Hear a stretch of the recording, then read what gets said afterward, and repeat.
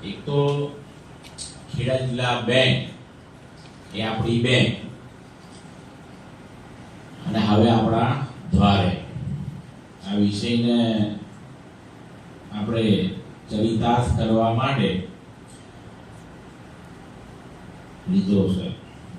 2006 ના વર્ષથી હું બેંકની અંદર ડિરેક્ટર છું ને આજે જે બેન્કિંગ સુવિધાઓ સામાન્યમાં સામાન્ય માણસો સુધી કેવી રીતના આપણે પહોંચાડી શકાય તે વિષયને આપણે હાથ ઉપર લીધો.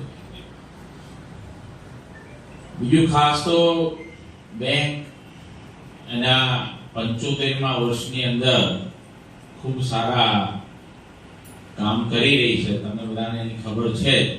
સવિશેષ આ બેંકે અત્યાર સુધીમાં 4 એવોર્ડ આ વર્ષની અંદર પ્રાપ્ત કર્યા છે.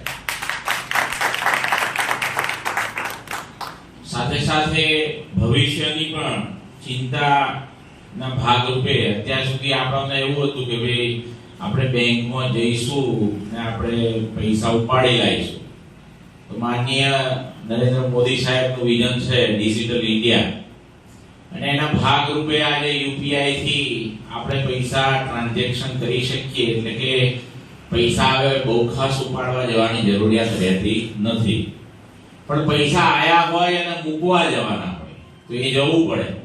તો એ માટે પણ એક યોજના આવી છે પેક્સની, કે સેવા સહકારી મંડળી બહુ હેતુ કાર્ય કરી શકશે. એટલે કે બેંકની જેવી કામગીરી સેવા સહકારી મંડળી પણ કરી શકશે. ખરેખર આપણા ગામમાં બ્રાન્ચ છે એટલે આ બધી સર્વિસીસ આપણને મળી રહી છે, પણ લગભગ 1200 ગામ આ જિલ્લાના છે અને એની અંદર આપણી ખાલી 84 બ્રાન્ચ છે. બીજી બધી બેંકો છે, નેશનલાઇઝ બેંકો પણ છે, પણ આપણે આપણી જે બેંક આપણાપણું એ આપણી જ બેંકમાં આવે, કારણ કે એને ચલાવવાળા આપણે છે. બીજી અન્ય બેંકો છે એ સરકારના નીતિ નિયમોથી જ ચાલે છે, આપણી બેંક પણ નીતિ નિયમોથી જ ચાલે છે. પણ આ બેંકની વિશેષતા એ છે કે એને ચલાવવાળા આપણે પોતે છે. એટલે આપણી જે જરૂરિયાતો છે એ જરૂરિયાતોને આપણે કેવી રીતના એને અનુરૂપ કાયદાઓ બનાવીએ, નિયમો બનાવીએ જેથી લોકોને સરળતા રહે.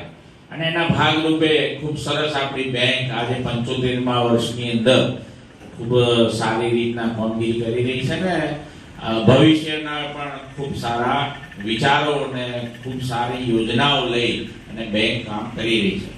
એના ભાગરૂપે આજે વિશેષ કે હું અમૂલમાં પણ ડિરેક્ટર રહી ચૂક્યો ને આખા આપણા ગુજરાતની અંદર જો ખેડૂતો માટે જીવાદોરી સમાન કોઈ વાત હોય તો માનનીય આપણા ત્રિભુવન કાકાના દિશા નિર્દેશ સરદાર વલ્લભભાઈ પટેલ સાહેબના વિઝનથી જે કોમર્શિયલાઇઝેશન હતું, પહેલા દૂધની અંદર જે શોષણ થતું અને આખા અમૂલની જે સ્થાપના થઈ એના ભાગરૂપે આજે ઓછામાં ઓછા દિવસના 150 કરોડ રૂપિયા જેટલું આપણે દૂધનું ઉત્પાદન કરી અને આપણા ઘરે પૈસા આવે.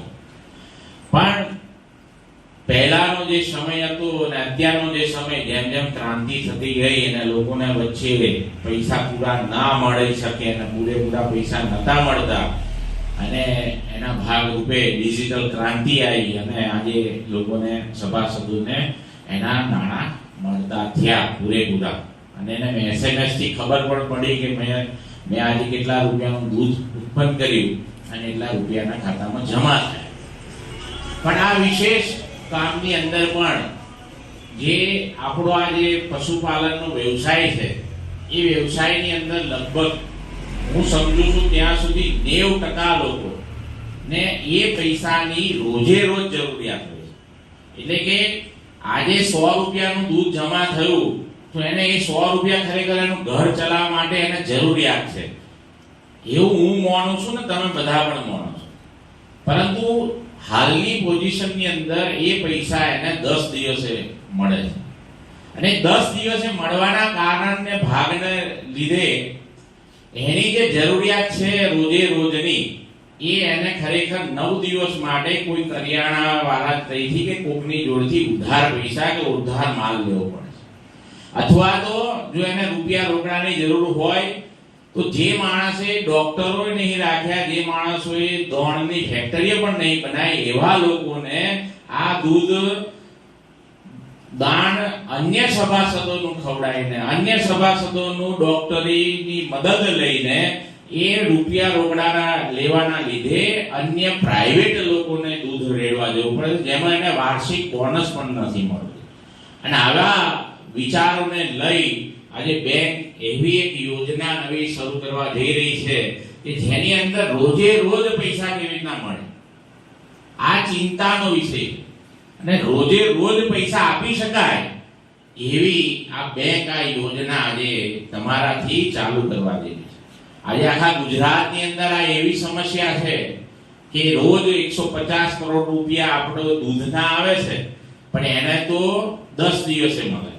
એટલે કે 150 કરોડ રૂપિયા રોજના, તો 1500 કરોડ રૂપિયા દૂધ ઉત્પાદકના એને જે એકના એક દિવસે મળવાના હતા, પણ એ વ્યવસ્થા નથી. એના ભાગના રૂપે એમને એ પૈસા 10 દિવસે મળે છે. એટલે બેંકે એક અભિગમ અપનાવ્યો, બેંકેની પોલિસી તૈયાર કરી. કારણ કે આ આખી વસ્તુ આપી તો એની માં વ્યાજ થાય. આ એવું નહીં કે ભાઈ એમનેમ થાય. આજે તમને 10 દિવસે તમારા 100 રૂપિયા જમા થાય કે 1000 રૂપિયા જમા થયા છે, અને એ 1000 રૂપિયામાં તમને આજે આપવા છે, તો કેવી રીતના આપી શકાય? તો એ આખી ચર્ચા વિચારણાઓના અંતે આખા મેનેજમેન્ટે આ વિચાર્યું